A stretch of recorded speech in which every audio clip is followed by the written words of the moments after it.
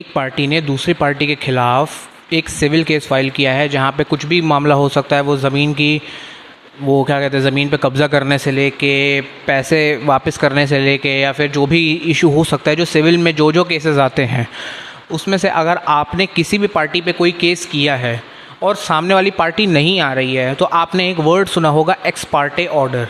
X Partey order क्या होता है? एक्स पार्टे ऑर्डर ये ऑर्डर होते हैं जहाँ पे जो कोर्ट्स होती हैं वो बोलती हैं कि भाई देखो, सामने वाली पार्टी तो अब आ नहीं रही है, तो हम लोग क्या कर देंगे कि सामने वाली पार्टी को सुने बगैर, हमने उनको नोटिस भेजा था, हमने उनको समन भेजा था, फिर भी वो नहीं आ रहे हैं, तो अब सामने वाली पार्टी को सुने बगैर हम ऑर्डर देंगे। मतलब सिर्फ एक पक्ष को सुन के ही ऑर्डर दे दिया जाता है। जी हाँ, सिविल केस में ऐसा होता है। एक्स पार्टे ऑर्डर कहते हैं इसको, जहाँ पे एक पार्टी को सुने बगैर उस ऑर्डर को दे दिया जाता है। बट मैं हमेशा एक बात कहता हूँ, क्योंकि देखिए प्रैक्टिकल एस्पेक्ट्स ना कोर्ट के बहुत अलग होते हैं।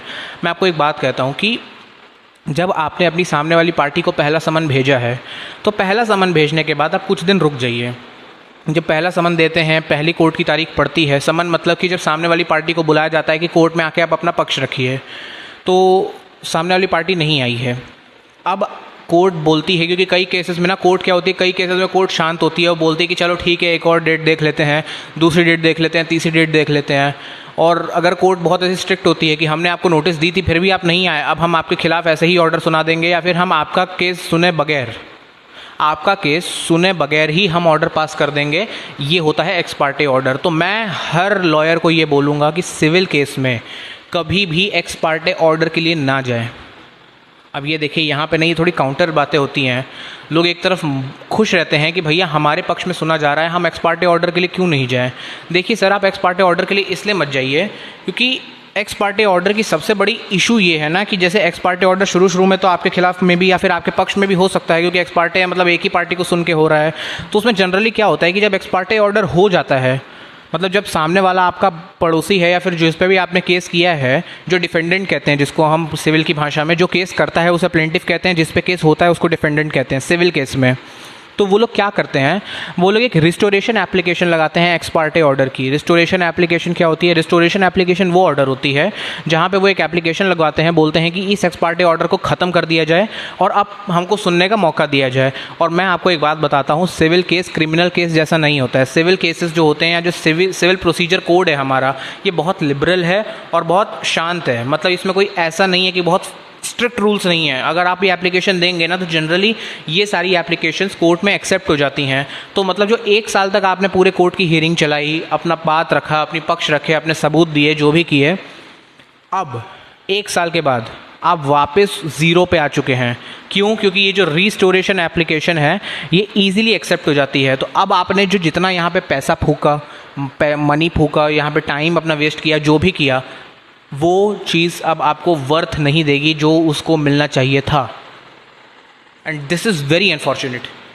तो इसीलिए मैं, अगर आप नए अभी लॉयर हैं, मैं भी नया लॉयर बनूंगा, अभी तो मैं स्टूडेंट हूँ, मैं इंटर्न हूँ, मैं अभी प्रैक्टिस कर रहा हूँ, तो जो मैं कोर्ट के प्रैक्टिकल एस्पेक्ट्स देखता हूँ मैं वही आपको बता रहा हूँ। कभी भी एक्स पार्टे ऑर्डर्स के लिए मत जाएं, कभी भी मत जाएं, क्योंकि आप एक बार एक्स पार्टे ऑर्डर गए, आपके खिलाफ आपके पक्ष में एक्स पार्टे ऑर्डर हो गया, डेफिनेटली सामने वाला पर्सन जो होगा वो रिस्टोरेशन एप्लीकेशन की पिटीशन मूव करेगा और आपने जितना अपने पक्ष में फैसला सुनवाया था बिना सामने वाले पक्ष को सुने, वो केस आपका पूरा लैप्स हो जाएगा और फिर से नया केस चलाना पड़ जाएगा आपको।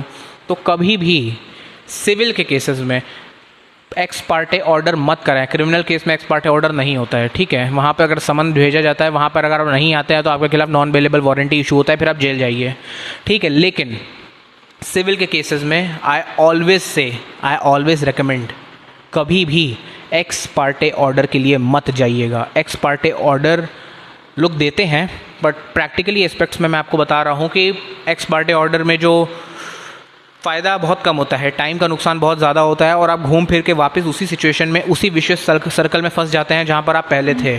तो जब आपको विशेष सर्कल में फंसना है तो आप उतना टाइम और मनी अपना वेस्ट मत करिए। तो अब आप पूछेंगे कि अब हम क्या करें। देखिए, इसका सिंपल सा तरीका है कि जब आप पहली डेट पे जा रहे हैं, आपका सामने वाला क्लाइंट अभी आया नहीं है, यानी डिफेंडेंट, आपकी जो अपोजिट पार्टी है वो आई नहीं है पहली तारीख पे, तो आप जज साहब को बोले कि माय लॉर्ड एक और डेट दे दीजिए, एक और बार देखते हैं, 2 बार, मैं बोलता हूँ मिनिमम 3 बार उनको बुलाओ, उतनी तारीख में वो आ जाएंगे। क्योंकि भैया कोर्ट वोर्ट से सब डरते हैं।